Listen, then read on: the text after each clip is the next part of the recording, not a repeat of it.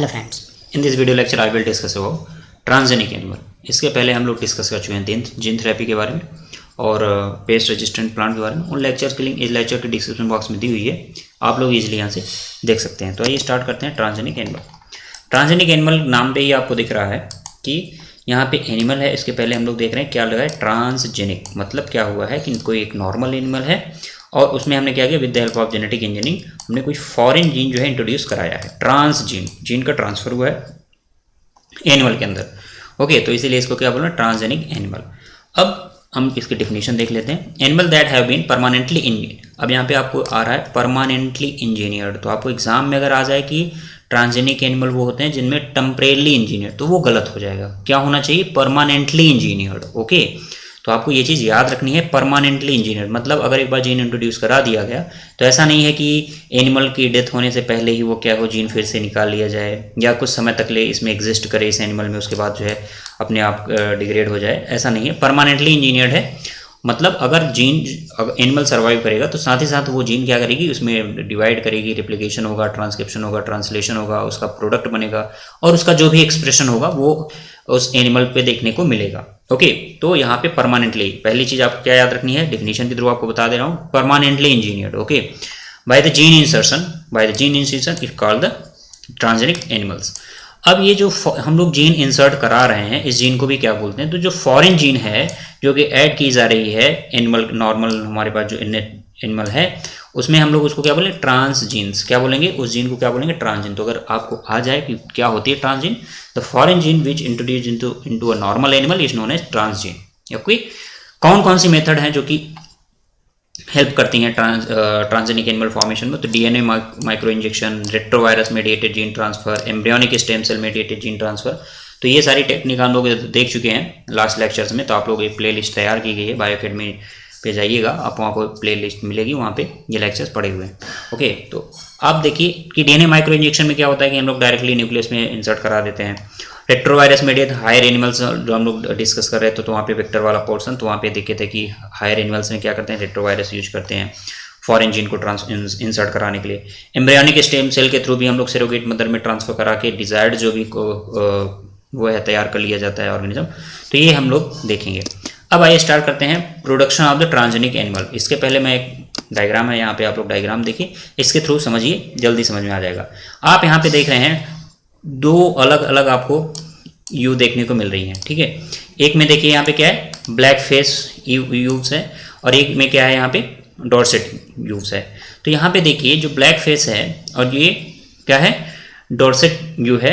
तो यहाँ पे जो हमारा न्यू ऑर्गेनिज्म बन रहा है वो कैसा बन रहा है, पहले तो ये देख लीजिए आप। तो ये जो डॉर्सेट है, अगर हम इसको नाम दे दें ए और इसको रिप्रेजेंट करें बी से, तो आप देखेंगे कि ये जो न्यू यंग वंस यहाँ पे बन रहा है वो कैसा है, ए के जैसा है, जो कि क्या है, डॉर्सेट व्यू है। मतलब ये ब्लैक फेस नहीं है, तो यहाँ पे देखिए ब्लैक फेस ये नहीं है। अब ये कैसे हुआ ये हमको देखना है सीक्वेंस। तो यहाँ से क्या किया गया कि एग सेल, ये क्या है, एग सेल है, फीमेल है, तो यहाँ से एग सेल निकाला जाएगा और एग सेल रिमूव करने के बाद अब सेल के अंदर क्या होगा, साइटोप्लाज्म होगा, न्यूक्लियस होगा।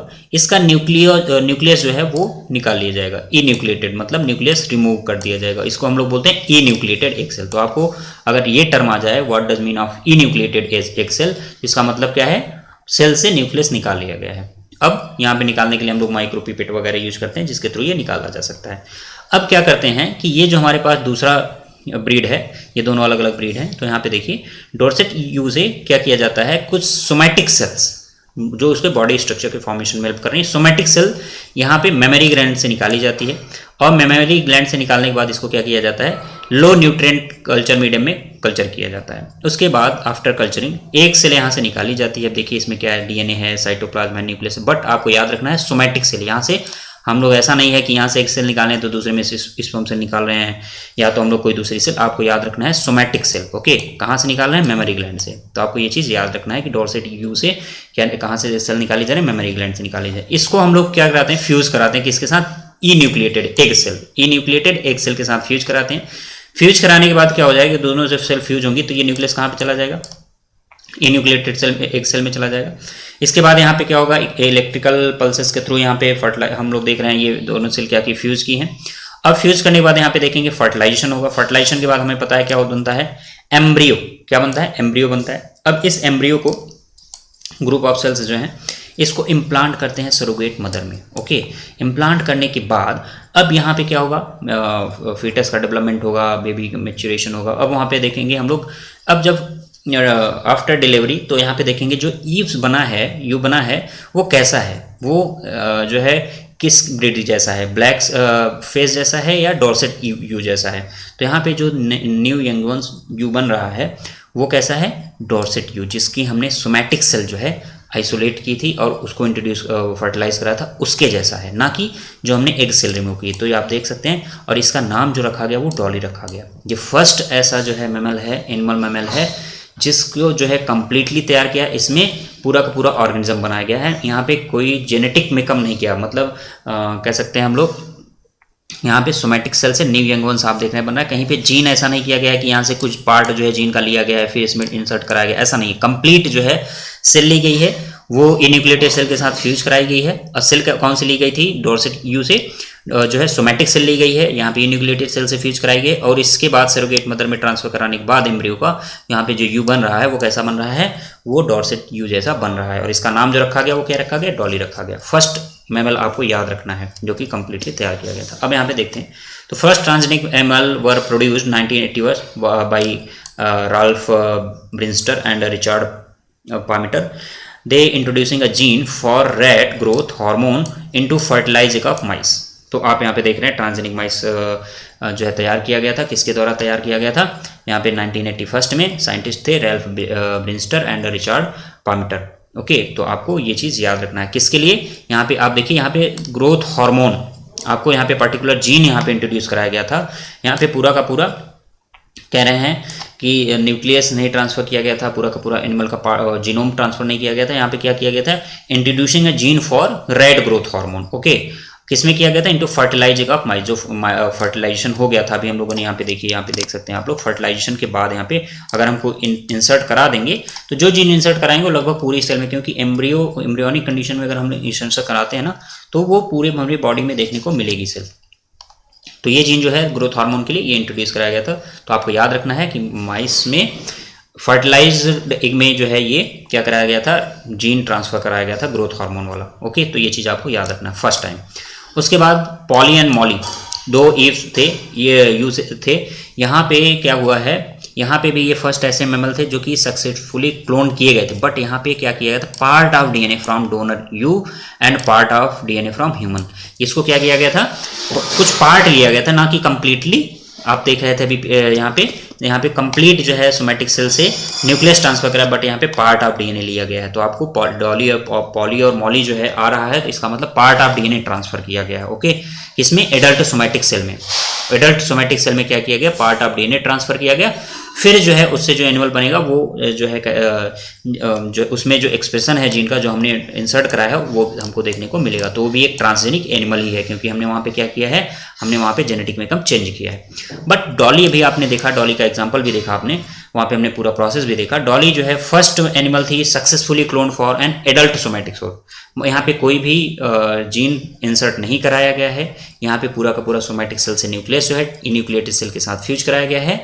अब वहाँ पे क्या किया गया है, कराने के बाद एम्ब्रियो का फॉर्मेशन हुआ। एम्ब्रियो जो है सरोगेट मदर में इंसर्ट कराने के बाद, इम्प्लांट कराने के बाद क्या किया गया, वहाँ पे देखा कि वो जो है न्यू यंग वंस जो बन रहा है वो उसी तरीके से है जहाँ से हमने सोमैटिक सेल क्या की थी, आइसोलेट की थी। तो यहाँ पे कोई भी हमने डीएनए जो है पार्ट ऑफ डीएनए इंसर्ट नहीं कराया, पूरा का पूरा सेल जो है सोमैटिक सेल जो है फ्यूज कराया न्यूक्लिएटेड सेल से। ओके, और इसी तरीके से हम लोगों ने देखा था कि फर्स्ट ट्रांसजेनिक सिप जो है प्रोड्यूस अल्फा एंटीट्रिप्सिन, ये एम्फिजिमा जो है हमारे पास डिजीज़ होती है उसके लिए ये कह सकते हैं हेल्प करता है। तो ये जो है किसमें, सीप में ट्रांसफर करा करके ये बनाया गया है अल्फा एंटीट्रिप्सिन, और उसका नाम क्या था, ट्रेसी था। तो ट्रेसी अगर आएगा तो किसके लिए रिस्पॉन्सिबल है, अल्फा 1 एंटीट्रिप्सिन बनाने के लिए। अल्फा 1 एंटीट्रिप्सिन का हेल्प रोल क्या होता है, ये जो है रोल प्ले करता है कहाँ पे, एम्फिजिमा को ट्रीटमेंट में। ठीक है, एम्फिजिमा के ट्रीटमेंट में ये हेल्प करता है। तो आपने ये प्रोसेस देखी है।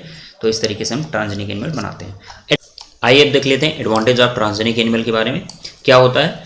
यहाँ पे पहला देखेंगे study of disease. Study of disease में कैसे ट्रांसजेनिक एनिमल हेल्प करेंगे। अब आप लोग सोच रहे हैं कि ट्रांसजेनिक एनिमल स्टडी डिजीज़ की स्टडी में कैसे हेल्प करेंगे, तो आपको पता है कि बहुत से ऐसे डिजीज़ हैं जिनका ट्रीटमेंट हम लोग देखते हैं वो होता है, लेकिन वो ट्रीटमेंट पहले क्या किया जाता है, ट्रांसजेनिक एनिमल पे या अप्लाई किया जाता है। अगर वो क्या हुआ, बेनिफिशियल हुआ, तब जाकर के ह्यूमन पे वो यूज किया जाता है। ओके, तो इस तरीके से क्या हो रहा है कि ट्रांसजेनिक एनिमल डिफरेंट डिजीज, जैसे हमारे पास है सिस्टिक फाइब्रोसिस, जो हम लोग ह्यूमन हेल्थ एंड डिजीज पढ़ते हैं तो वहाँ पे देखते हैं cystic fibrosis, rheumatoid arthritis, Alzheimer's disease क्या होता है, थैलेसीमिया क्या होता है, तो आप लोग इसको डिटेल में पढ़ोगे वहाँ पे ह्यूमन हेल्थ और डिजीज वाले में। बट यहाँ पे आपको याद रखना है कि कुछ डिजीज़ हैं जिनको क्योर करने के लिए ट्रीटमेंट जो है होता है। अब वो ट्रीटमेंट डायरेक्टली जो है ह्यूमन पे यूज़ नहीं होता, पहले वो ट्रांसजेनिक एनिमल पे होता है। तो इस तरीके से हम बता सकते हैं कि ट्रांसजेनिक एनिमल क्या कर रहे हैं, डिजीज़ की स्टडी में किस तरीके से उनका ट्रीटमेंट होना चाहिए, उसमें ये हेल्प करते हैं। इसी तरीके से दूसरा हम बात करेंगे बायोलॉजिकल प्रोडक्ट। कुछ प्रोडक्ट ऐसे हैं जो कहाँ से किसी एनिमल में उसका जीन इंट्रोड्यूस करा करके उससे प्राप्त किया जाता है। ओके, तो यहाँ पे एक हमारे पास है अल्फा-1 एंटीट्रिप्सिन, ये सिप से प्राप्त किया जाता है, आपको पता है ये कहाँ से पाया जाता है, तो आपको ये पता होना चाहिए सिप से प्राप्त किया जाता है। और इसका यूज क्या है, इसका यूज है टू ट्रीटमेंट इन द एम्फिजिमा। एम्फिजिमा हमको पता है कि ये एक रेस्पिरेटरी डिसऑर्डर, तो आपको ये भूलना नहीं है कि अल्फा-1 एंटीट्रिप्सिन जो है वो एम्फिजिमा के ट्रीटमेंट में हेल्प करता है और ये जो है सीप से प्राप्त किया जाता है। इसी तरीके से बहुत से ऐसे प्रोडक्ट तैयार किए जाते हैं जो कि डिफरेंट डिजीज़ के ट्रीटमेंट में हेल्प करते हैं। For example फिनाइलकेटोनुरिया। फिनाइलकेटोनुरिया हमको पता है कि इसमें क्या होता है, फिनाइलएलानाइन को जो एक अमाइनो एसिड है इसके ब्रेकडाउन में, अगर इसका ब्रेकडाउन नहीं होगा तो इसका एक्युमुलेशन हो जाएगा, जिससे एक डिजीज होगी, उसका हम लोग नाम देते हैं फिनाइलकेटोनुरिया। नेक्स्ट है सिस्टिक फाइब्रोसिस। तो आप लोग ये सारी डिजीज वहाँ पे पढ़ते हो, बट आपको भी यहाँ पे बस ये याद रखना है कि ट्रांसजेनिक एनिमल इनमें क्या रोल प्ले करते हैं। तो इम्पॉर्टेंट रोल ये प्ले करते हैं कि उनसे हम लोग ट्रांसजेनिक एनिमल है उनसे प्रोडक्ट जो है आइसोलेट किया जाता है, और वो प्रोडक्ट जो है यूज किया जाता है किसी डिजीज के लिए जो कि बेनिफिशियल होगा ह्यूमन बींग्स में। अब यहाँ पे देखेंगे ट्रांसजेनिक काऊ। ट्रांसजेनिक काऊ का नाम क्या है, रोजी। अब ये ऐसा हम लोग देखेंगे जो ट्रांसजेनिक काऊ है, बेसिकली काऊ किसके लिए रिस्पॉन्सिबल होता है, प्रोटीन के लिए। अब बफेलो का मिल्क जो होता है वो किसके लिए जाना जाता है, फैट के लिए। तो यहाँ पे जो रोजी है इसमें protein product, normal protein product तो होता ही है, बट एक ह्यूमन प्रोटीन अल्फा लैक्टोल्ब्यूमिन जो कि मदर मिल्क में होता है। तो अगर ये हम लोग क्या करें, अब आप सोचिए, अगर हम लोग इस प्रोटीन, ये जो डिजायर प्रोटीन है, इसको क्या करें, इसकी जीन को इंट्रोड्यूस करा दें काऊ में, और वहां से ये प्रोडक्ट बनना स्टार्ट हो जाए मदर, मतलब ये मिल्क जो होगा जो काऊ से प्राप्त किया जाएगा वो कैसा होगा, वो मदर मिल्क जैसा होगा। आज मदर मिल्क जैसा होगा मतलब वो ज़्यादा बेनिफिशियल होगा। तो इसके लिए क्या किया गया, अल्फा लैक्टोल्ब्यूमिन का जीन जो है इंसर्ट कराया गया। इंसर्ट कराने के बाद जो काऊ बनी उसको हम लोग रोजी बोल रहे हैं।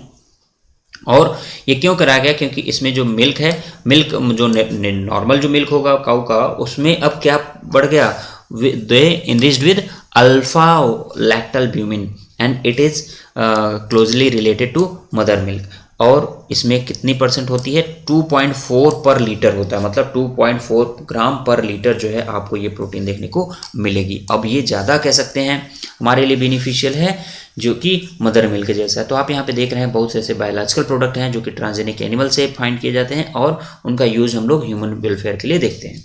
अब यहाँ पे देखेंगे वैक्सीन सेफ्टी। वैक्सीन सेफ्टी में किस तरीके से हेल्प करेंगे, ट्रांसजेनिक एनिमल जो वैक्सीन एक्चुअली अप्लाई की जाती है, जैसे आप इस समय देख रहे हैं क्या कहते हैं कोरोना का है, तो यहाँ पे जो पहले वैक्सीन तैयार की जाती है वो पहले ट्रांसजेनिक एनिमल पे जो है उसको देखा जाता है। ओके, अप्लाई किया जाता है, फिर उसको ऑब्जर्व किया जाता है, फिर उसका जो भी इम्पैक्ट होगा, पॉजिटिव है कि निगेटिव है, वो जो है क्या किया जाएगा, ऑब्जर्व करने के बाद वहाँ पे देखा जाएगा और फिर जो है ह्यूमन पे वो अप्लाई की जाएगी। अदरवाइज क्या होगा कि वहाँ पे अगर उसका नेगेटिव इम्पैक्ट होगा उस वैक्सीन का, तब वो जो है ह्यूमन के लिए यूजफुल नहीं है, मतलब ह्यूमन पे अप्लाई नहीं होगी। तो हम यहाँ पे कह सकते हैं कि जो हमारे पास वैक्सीन है, जो वैक्सीन सेफ्टी का मतलब यही है कि पहले जो वैक्सीन होती है ट्रांसजेनिक माइस, जैसे ट्रांसजेनिक माइस है, इस पर अप्लाई की जाती है पहले। अब यहाँ पे आपको एक चीज़ और याद रखनी होगी कि अगर ट्रांसजेनिक माइस जो हैं इसका रिजल्ट देने में क्या हो गए, कह सकते हैं रिलायबल हुए, तब जो अभी तक हम लोग वैक्सीन का यूज कहाँ पे करते थे, मंकी वगैरह पे करते थे, तब ये इसको रिप्लेस कर देंगे। अगर हमको माइस में, ट्रांसजेनिक माइस में इसका रिजल्ट अच्छा देखने को मिल गया, तब हम लोग जो अभी तक वैक्सीन का यूज मंकी पे करते थे, अब वो कहाँ पे किया जाएगा, ट्रांसजेनिक माइस पे। क्यों? क्योंकि ट्रांसजेनिक माइस की जो वो होती है उसकी जो जनरेशन टाइम होती है वो शॉर्ट होता है, और कह सकते हैं कि नंबर ऑफ इंडिविजुअल जो है वन टाइम रिप्रोडक्शन में ये ज़्यादा होते हैं। तो यहाँ पे हम बोल सकते हैं कि ये अगर हम लोग रिजल्ट हमको अच्छा मिलेगा ट्रांसजेनिक माइस में, तब जो है it could replace the use of monkey to test the safety batches of the vaccine. Okay, तो इससे क्या होगा कि जो मंकी की वैराइटीज़ को ज़्यादा हार्म होता है तो अब ये नहीं होगा। क्यों? क्योंकि यहाँ पे कम जनरेशन टाइम है, ज़्यादा इन्फेंट हमको एक रिप्रोडक्शन साइकिल में मिलते हैं। तो आप यहाँ पे बता सकते हैं कि वैक्सीन क्या होती है, जो कि किसी डिजीज़ के लिए हेल्पफुल होती है, मतलब उसको क्योर करने में। तो उसकी पहले टेस्टिंग कहाँ हो रही है, ट्रांसजेनिक माइस पे हो रही है, देन उसके बाद अप्लाई किया जाता है ह्यूमन पे। केमिकल सेफ्टी टेस्टिंग, इसी तरीके से मान लीजिए जो आप लोग कॉस्मेटिक प्रोडक्ट्स वगैरह यूज करते हैं या कोई भी केमिकल यूज करते हैं, तो इसका सबसे पहले जो टेस्ट होता है वो भी ट्रांसजेनिक माइस पे होता है कि उसकी टॉक्सिसिटी क्या है, ये हेल्पफुल है या हार्मफुल है, कितना टॉक्सिक है, ये सारी टेस्टिंग पहले ट्रांसजेनिक माइस पे होती है। और इसको हम लोग कहते भी हैं it is also called toxicity या सेफ्टी टेस्टिंग। सेफ्टी टेस्टिंग क्यों? क्योंकि मान लीजिए कोई केमिकल है, ओके, मान लीजिए कोई फेस क्रीम है, पहले ऐसा नहीं है कि फेस क्रीम बनी है तुरंत आपको दे दिया गया और आप इसको यूज करोगे, नहीं, पहले इसकी टेस्टिंग कहाँ होगी, ट्रांसजेनिक एनिमल पे होगी, देन उसके बाद क्या होगा, उसके बाद ह्यूमन लेवल पे आएगी। ओके, तो transgenic animals are developed that carry gene expose to toxic substances and their effect are studied. क्या इफेक्ट होगा वो पहले स्टडी किया जाएगा। नॉर्मल फिजियोलॉजी एंड डेवलपमेंट, इसी तरीके से क्या होता है कि how the gene are regulate the और फिजियोलॉजी एंड डेवलपमेंट। तो उसमें क्या होता है कि ट्रांसजेनिक एनिमल पे पहले ये देखा जाता है, उसके बाद कोई भी प्रोडक्ट है उसको यूज किया जाता है। तो इस तरीके से हम बोल सकते हैं कि जो ट्रांसजेनिक एनिमल हैं वो specifically developed to study how the gene are regulated and what is the effect on the organism. उसके बाद फॉर एग्जांपल जैसे है IGF, insulin like growth factor, मान लीजिए इंसुलिन जो है बॉडी में नहीं बन रहा है, तो उसी के जैसा हमने डिजायर सब्सटेंस तैयार किया इंसुलिन लाइक ग्रोथ फैक्टर। अब उसका क्या इम्पैक्ट पड़ रहा है ग्रोथ पे चाइल्ड के, वो ऑब्जर्व किया जाता है, स्टडी किया जाता है, देन उसमें देखा जाता है कि इसका पॉजिटिव रोल है या नेगेटिव रोल है। तो इस तरीके से ट्रांसजेनिक एनिमल क्या कर रहे हैं, आप देख रहे हैं कि हेल्प कर रहे हैं स्टडी में। तो आप लोग इसी तरीके से लेक्चर को देखिए, ज़्यादा से ज़्यादा आप अपने फ्रेंड ग्रुप में भी शेयर करिए। जो आपके डाउट हो ओके जो वो कमेंट बॉक्स में भेजिए या डायरेक्ट इस नंबर पे कांटेक्ट कर सकते हैं। कभी भी किसी भी समय आप अपने डाउट को पूछ सकते हैं। Okay, thank you.